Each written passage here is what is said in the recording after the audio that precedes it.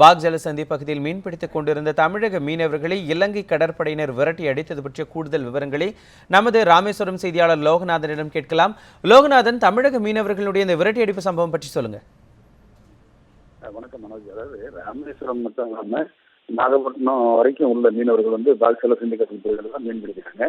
இங்க தொடர்ந்து இலங்கை கடற்படை விரட்டி அடிக்கிறது, அவங்களுடைய மீன்பிடி சாதனங்களை வெட்டி வீசுறது, சிறைப்பிடித்து செல்வது, இதெல்லாம் தொடர்ந்து இருந்ததுனால மீனவர்கள் ரொம்ப விரக்தி அடைஞ்சு இருக்காங்க. அது மட்டும் இல்லாம ராமேஸ்வரத்தை பொறுத்தவரை 1200 விசைப்படகுகள் இருக்கு. ஆனா தினசரி ஒரு 800 குறைவான படகுகள் தான் போய்கிட்டு இருக்கு. நேற்றைக்கு ஒரு நாட்டு படகு இலங்கை கடற்படை பிடிச்ச உடனே அந்த பயத்திலேயே மீனவர்கள் 100க்கும் குறைவான படகுகள்ல தான் நேற்று கடலுக்கு போனாங்க.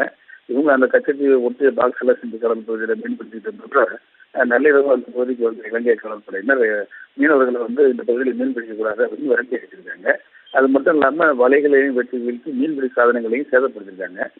இதனால அச்சம் அடைஞ்ச அந்த மீனவர்கள் எல்லாருமே படகுகளை திருப்பிக்கிட்டு நமது எல்லைக்குள்ள வந்திருக்காங்க. ஆனால் மீன் பிடிக்க முடியாம இன்னைக்கு குறைந்த அளவு மீன் பிடித்தோட பெருத்த நஷ்டத்தோட தான் இன்னைக்கு கரை திரும்பியிருக்காங்க. கிட்டத்தட்ட ஒரு 20 படகுகள் அந்த மாதிரி வலைகள் எல்லாமே வெட்டி வீழ்த்தப்பட்டதுனால ஒரு படகுக்கு கிட்டத்தட்ட 20,000 to 30,000 ரூபாய் வரைக்கும் சேதம் அடைஞ்சிருக்கும். இது இன்னைக்கு இந்த மீனவர்கள் மத்தியிலே ஒரு பெரிய அதிர்ச்சி ஏற்படுத்தியிருக்கு. லோகநாதன், இந்த விவகாரம் தொடர்பாக மீன்வளத்துறை அலுவலகத்துல இந்த பாதிக்கப்பட்ட மீனவர்கள் புகார் அளிச்சிருக்காங்களா?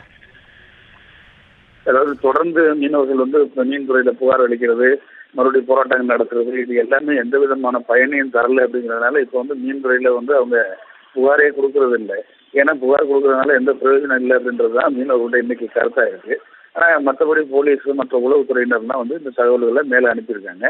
இது தொடர்பாக மீனவர் சங்க தலைவர்களும் மத்திய அமைச்சர்கள்ட்டையும் மாநில அமைச்சர்கள்ட்டையும் தகவல் சொல்லி ஏதாவது நடவடிக்கை எடுப்பாங்க அப்படின்னு எதிர்பார்த்துட்டு இருக்காங்க. நிச்சயமாக தமிழக மீனவர்களை இலங்கை கடற்படையினர் விரட்டி அடித்த சம்பவம் குறித்து தொலைபேசி வாயிலாக விரிவான தகவல்களை கொடுத்தீங்க. உங்களுடைய தகவல்களுக்கு நன்றி லோகநாதன்.